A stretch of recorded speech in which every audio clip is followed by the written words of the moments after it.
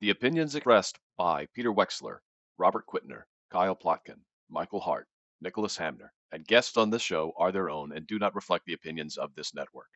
All statements and opinions expressed are based upon information considered reliable, although it should not be relied upon as such. Any statements or opinions are subject to change without notice. Investments involve risk and, unless otherwise stated, are not guaranteed. Past performance cannot be used as an indicator to determine future results. Any strategies mentioned may not be suitable for everyone. Information expressed does not take into account your specific situation or objectives and is not intended as recommendations appropriate for you. Before acting on any information mentioned, please consult with a qualified tax or investment advisor to determine if it is suitable for your specific situation. This program is designed to provide accurate and authoritative information with regard to the subjects covered. Investment advisory services offered through Brookstone Capital Management LLC, aka BCM, a registered investment advisor. BCM and Franklin Retirement Solutions are independent of each other. Insurance products and services are not offered through BCM but are offered and sold through individually licensed and appointed agents. Welcome to Solving the Retirement Puzzle, presented by Franklin Retirement Solutions. I'm Nick Hamner, and joining me again this week is Kyle Plotkin and Michael Hart. If you watched the show last week, you'll notice two differences this week. One, I am not going to try to sound like a drone the entire time. And two, Mike, show them what you can do now. I can raise and lower my microphone. No, I meant more the fact that you are actually audible this week. Well, for now. For now. I have mute control over here. So like we did last week and like we're going to do every week, we are going to talk through topics each of us find interesting that are topical and newsworthy in the world of financial planning and retirement planning, because that's what we do at Franklin Retirement Solutions. We are retirement and income planners. If you need a retirement plan, if you are getting ready to retire or have just retired, we are the people you need to talk to when it comes to getting your financials in order so that you don't run out of money before you run out of time.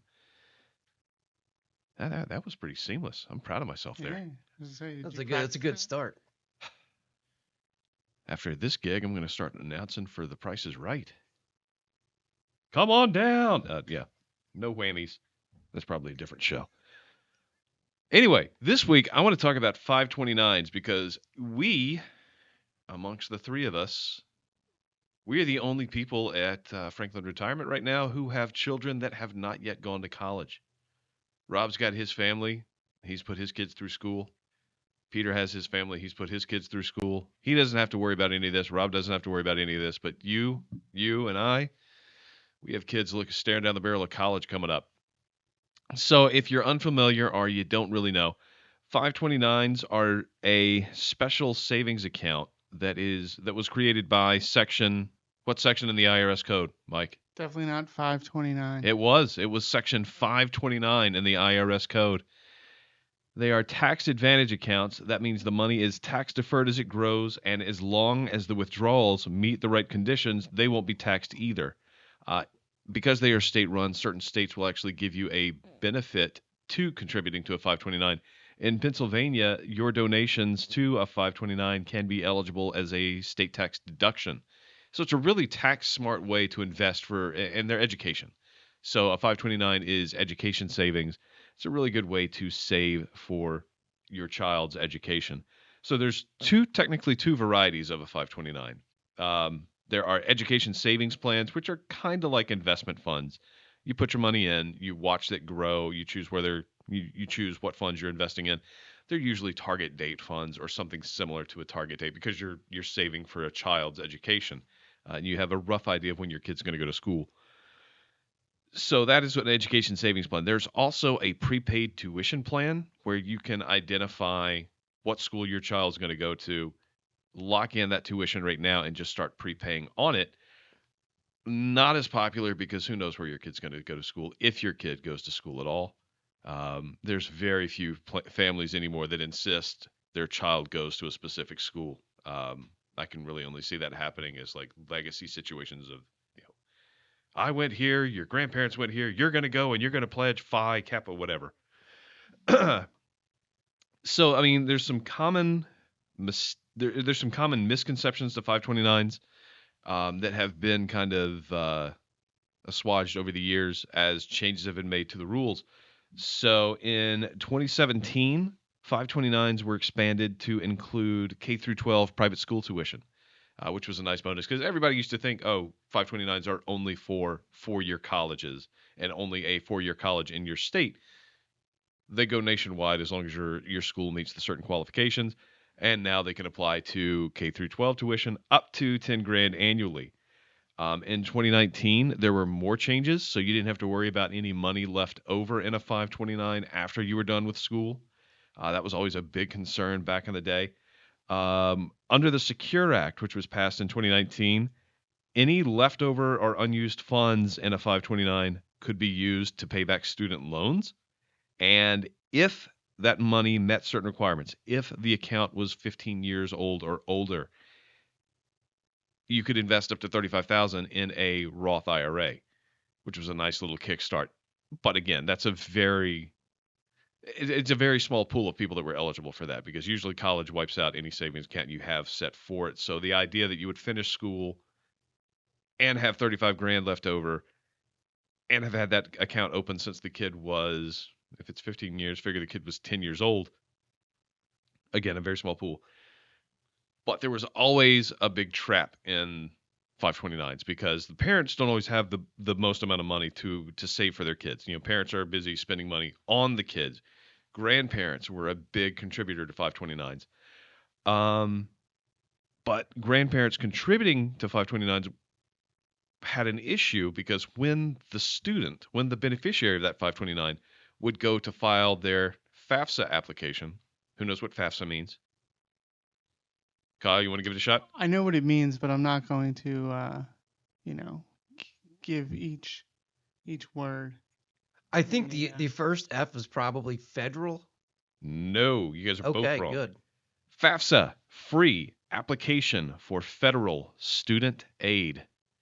So when you were filling out the FAFSA forms as a student, any money your parents gave didn't really factor in. But grandparent contributions to a 529 would be shown as untaxed income in that student's name. So what that meant was the the available financial aid for that student was reduced by the amount the grandparent had contributed. So in 2024, they simplified the FAFSA application. That grandparent trap is gone. Mm-hmm. Yep. So grandparents can now contribute to a student's 529 without issue, without worry that it's going to penalize the student. And it's a really big change because all those tax benefits we listed. Also, so long as you contribute to a 529 up to the annual contribution limit, which in 2024 is, what's the contribution limit in 2024? Tax-free gifts. It's like you guys don't even read the sheets we put out. 18 grand. So I knew that. I just wanted to see if you knew it. Uh-huh. I knew last year's number. I didn't know this year's number. Well, welcome to 2024. It's May. 18 grand per individual per student. So a couple can contribute up to $36,000 annually, tax-free. And it does not, because it's going for education, it does not impact the lifetime gifting exemption, which if anybody listening to this is even concerned with the lifetime gifting exemption, which is now over 12 million. Call us. Pay no attention to the man hiding behind the shrubs with the sock full of pennies. So a lot of tax benefits to a 529. And there's actually a way to, if you don't have a fund set up for a grandchild, that grandchild's getting ready to go to school, you would like to take advantage of the tax benefits of a 529, there's still a way you can do what they call a super fund to a 529. And with a super fund, you can contribute up to 5 years worth of contributions at the annual limit. So again, for 2024, that's $18,000. So that super fund would be $90,000 per individual, or as a couple, you can contribute up to $180,000 to a 529 without triggering any of those exemptions. The downside is you can no longer contribute for 5 years after the fact. So it is really a great way to do a one-time gift to pay for a grandchild's college tuition. At least that first year. At least that first year. Yeah, Yeah. college is cheap now. Yeah. But I did not know this, and it wasn't until I was researching this that I saw how much it really covers. So true or false? A 529 covers trade schools. True. True. True or false? A 529 covers transportation costs to and from school. True. False. No, No, it doesn't cover that. True or false? 529 covers lab materials, safety equipment, books, and supplies. Yes. That's true. That is true. Room and board, there is a weird provision to 529, so it will cover your dorm room. It will cover summer tuition if you want to go to school over the summer and try to get done quicker. However, if you want to live off campus, you can withdraw funds from the 529 to pay for that off-campus rent up to the amount of your in-school room and board. So if you were going to have a dorm room, whatever that would cost, Right. that's what you can contribute for off-campus expenses. So 529's interesting investment tool. The grandparent trap is gone. A really good thing to plan for. And it's something you can do online. Yeah, I opened up my daughter's 529 literally as soon as I had her social security number. So, not too long after she was born, I had that account open and I was, putting as much money as I could in it. And then just one other thing to mention, what you had mentioned before about unused funds and being able to roll that over into a Roth. There's the $35,000 lifetime exemption, but that's also up to the annual limit. So if your kid graduated college and is now contributing to their own Roth IRA, you can't also put money into Right. Roth. So if it's still a great head start. So if they're not contributing to the Roth, by all means, for that year, whatever the number is for this year, it's 7,000.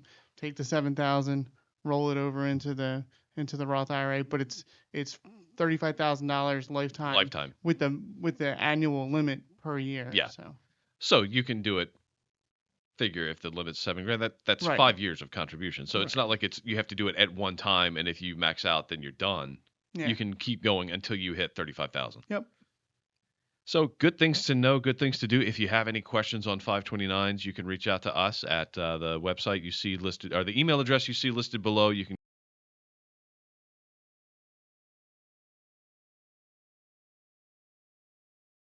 So that is all we can really talk about in terms of college tuition these days, since we're all done with school, I think.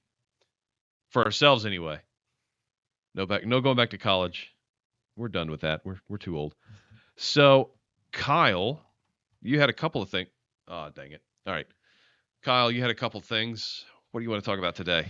So I'm going to talk about today the old adage, and we hear this a lot around here. It's one of the things that got mentioned often at old investment seminars and things. The idea of sell in May and go away. At least it's alliterative. It is. That's why it's palatable. But a lot easier to rhyme than sell in June. I'm not going to go there. Sell in July and go bye-bye. We're off the rails. Sell in August and hit the dust. I don't know. These are hard. May's the easiest one. Now you're going to have to do all 12. I'm doing it in my head anyway, but it's not really fit for the camera. So basically, there was a study. This is from the Wall Street Journal. There was a study, and then they looked at two different time periods. They looked at before 2000 and then from 2000 up to 2023. Now, is there any designation why they would have picked 2000 other than it was just an even number? Was there a significant event that changed how investors behaved? Perhaps. I think it was more just as the market changes over time. Right. And so one of those things, basically the whole thing is you sell your stocks from May to October, and then you're invested from, say, November 1st up through the end of April. Okay. And so they looked at those studies, and they looked at a bunch of different categories: large caps, small caps, international, value, and growth. And on large caps, which is probably the most the most invested in category out of those, yes, there was some truth to that. The average return, and this is after 2000. So the average annualized return, and I'm just rounding these numbers off, Okay. for large cap stocks was 13% outside of the May to October period, so November to April. It was 8.6 Okay. during the May through October time period. Now, real quick, we're talking numbers and we're talking figures. These are large numbers representing the entire market and specific segments. This is not saying if you were invested in this specific way, you would see this kind of return. All your returns are different. Everybody's accounts are different. Everybody's needs are different. Do not take any of this as advice. We are talking pure numbers, pure data. This is not advice for you to act upon. These are averages, and you know what they Yes. say about averages. If you stand with 1 foot in hot water and 1 foot in cold water, on average, you're comfortable. That's correct. I think Yeah. that's what they say. So anyway, Boiled water. the this there is some truth to that. Mm-hmm. However, at the same time, the volatility also increases. Yeah. So one of the things that you get with stock investing generally is, you probably have better returns in certain categories. Those certain categories also usually come with a higher volatility, aka more risk. Yeah. Well, I mean, we've all been to the seminars. We've led the seminars. We've put on these presentations. I'm sure if you've attended a presentation, you've seen a slide similar to the one I'm going to describe. It is a red and green bar, red indicating more risk, and it's on the far right, green meaning a less risk situation. That's on the far left, as well as average returns. And usually the lower the risk, the lower the return, the higher the risk, the higher the potential return. We've all seen charts like this. We know it's pretty well recognized that the higher the return you're chasing, the more risk you end up taking. Yep, there's no free lunch, as we like to say. So the higher the return, the higher the risk. Now, I said there's no such thing as a free lunch the other day, and nobody knew what I meant. Really? Yes. Tan Stoffel. Nobody knew what that abbreviation meant. All right. There ain't no such thing as a free lunch. Oh, that's it. I was, you lost Well, me. yeah. Yeah. So I was gonna say, if you were walking around saying there's no such thing as a free lunch, I think everybody would know what you're talking about. But the Tan Stoffel thing, I do remember you were throwing that out last week. They taught me that in high school. It's the rule. Don't make me feel weird, Mike. All right, what else we got, Kyle? So, Is that it? that was basically the point of that is, there could be better returns at different points in time, but you're also going to have more risk to get that. Another thing would be, for example, small cap stocks versus large cap stocks. Yeah, small cap stocks over the long term likely to do better, but there's going to be a lot more of the back and forth, up and down, in order to get that. So of course that comes in when you're looking at your risk tolerance, risk profile. We think we talked about that recently on here. And so that's basically it. The other thing too is there was some truth to the adage of that. Mhm. It's been less so since the year 2000. Yeah. And so that's the other piece of it. The other thing too is generally, when you play that game, you're timing the market. Right, and timing the market means timing the market twice. Timing the market Yep. twice. Every time you time the market, your next biggest decision is you got to time the market again. Yep. Whether it's in or out. And generally that's a losing proposition because nobody wants to get in when the market is low because the market's not doing well. So they wait until it goes up again and then, okay, they get back in. Well, now you got back in while it was high just in time Yep. for it to go down again. Yep. There's no perfect investment strategy or everyone would do it. Yeah, and we've all seen the charts that show missing just 4 or 5 key days Yeah. in the market for a year can flatten your returns. So Yep. So again, it's one of those things, if you're not comfortable doing it yourself, and really, why would you be comfortable doing it yourself? Work with a professional. All right, so let's move on to Mike. What do you have, Mike? I have some CPI inflation numbers. So for those of you who haven't fallen asleep when I said that just now, it's some good news. So inflation eased in April. So that's always good. And if you look at it on a 12-month basis, CPI increased 3.4%. So, well, that is a little high, especially recently.